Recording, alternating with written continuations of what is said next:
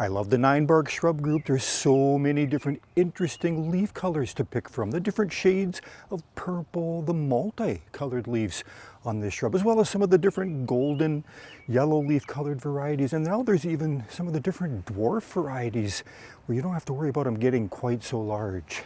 Hey everybody, I'm Kevin, coming to you from Zone 4, the Northern Great Plains. But one of the downsides to this Ninebark shrub is you get a lot of dead growth can build up, and relatively quickly too. It's not a problem if you don't mind doing a little bit of extra maintenance on this shrub. And that's what we're going to do today. We're going to take a look at just clipping back some of this tip growth coming out of winter. It's just dead tissue. So we're going to go around the entire plant, clip that off. But first, let's go ahead, let's catch you up a little bit on the history of this shrub. And I guess I should mention, this is the summer wine variety. After about 7 to 8 years after planting, the dead growth started to show up. So I rejuvenated them late winter in 2022. This is also called renewal pruning. I'll link to a video in the description box where you can take a closer look at the process. And wow, yeah, it doesn't take long for a vigorous shrub like the Ninebarks to respond to that heavy pruning. And you can see how quickly it filled in that same season. It didn't flower that year since Ninebarks need a full year to set flower bud, but check out the flowers and nice leaf colors into the second season. Isn't that something?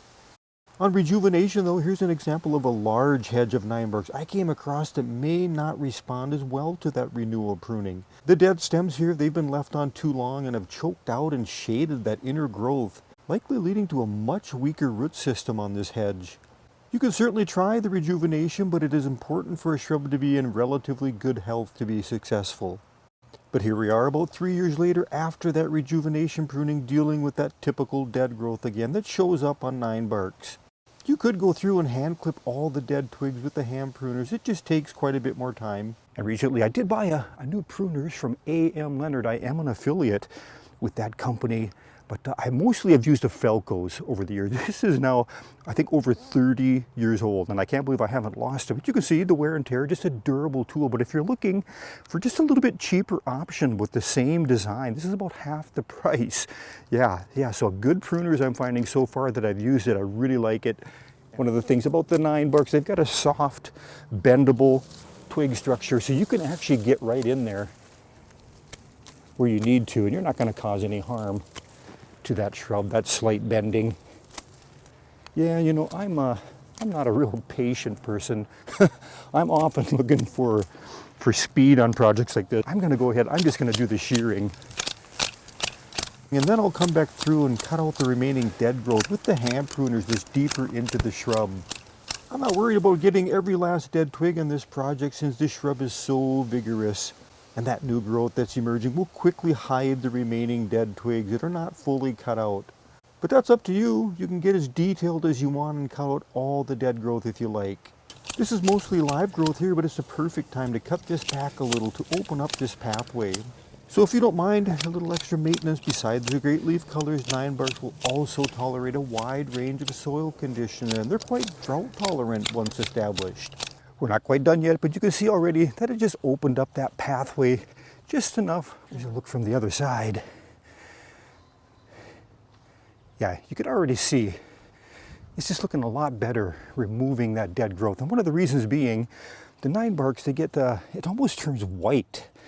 That dead tissue just sticks out like a sore thumb. I'll also mention, we're still gonna get some of the flowering on this. You can see those buds right there are just starting to form. I'm not too worried about cutting off some of them as we go through with that Hedge shears. Now, could you use, you know, the automated, the battery operated Hedge shears? You could, but I find something like this, it seems like it ends up shredding some of those twigs that are just a little bit larger, pinky size. Yeah, a little bit old fashioned. I still like breaking out just Hedge shears, one of my favorite tools that I've used over the many years of doing pruning. And now here's where I'm going to go through and just go in just a little bit further on some of that dead growth where that twig just really sticks out. We won't get rid of all of it, and then we'll put this on the calendar. I'll likely rejuvenate this again next spring into that March or April period. Let it reflush, have that nice arching growth, and then the second season we'll get those flowers, because it takes a full year again, as we mentioned, Before we finish up here, let's take a quick look at a few other Ninebarks I've got growing. Off in the distance, coming up on one of the golden Ninebarks. A little bit of the history on that one. That bed became just completely, well, overgrown. The Ninebark, I'm finding on some of the older varieties, they can do some self-seeding. So this has spread out quite a bit more than I would have liked. Interesting too that you can see, because of that self-seeding, we've got the green leaf back here.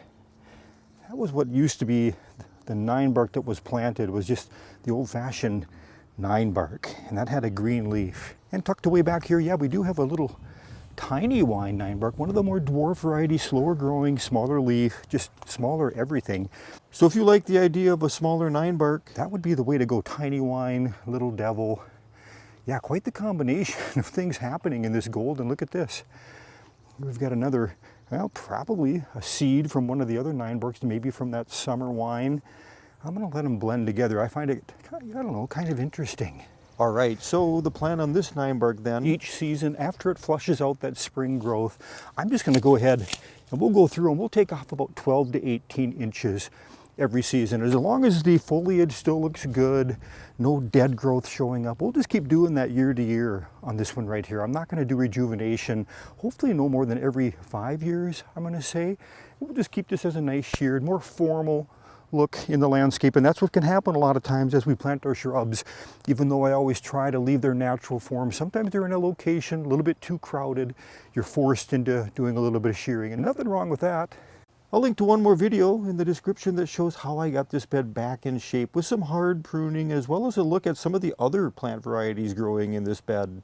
And as is the case, as landscapes start getting older, things get bigger, a little more crowded. Once upon a time, I did have a little devil Ninebark planted in here. Yeah, right back in there. That's since died out. It just got, I think, too shaded for it underneath this little tree here. This is a nice one, by the way. This is Prairie Radiance euonymus that you see there, and that gets a really nice pink fall color with a little pink capsule. And here's an Amber Jubilee Ninebark. I love the foliage on this multicolored one.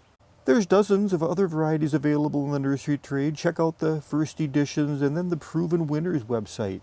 They've got additional Ninebarks you may want to grow. Great selections. Yeah, it's not perfect. There's still a little bit visible dead growth in there, but that new foliage is coming from the inside. It's amazing how quickly that's going to come through here and cover up some of those visible dead stems. That's all I've got for now. Thanks for stopping by Garden Hike. We'll see you again next video.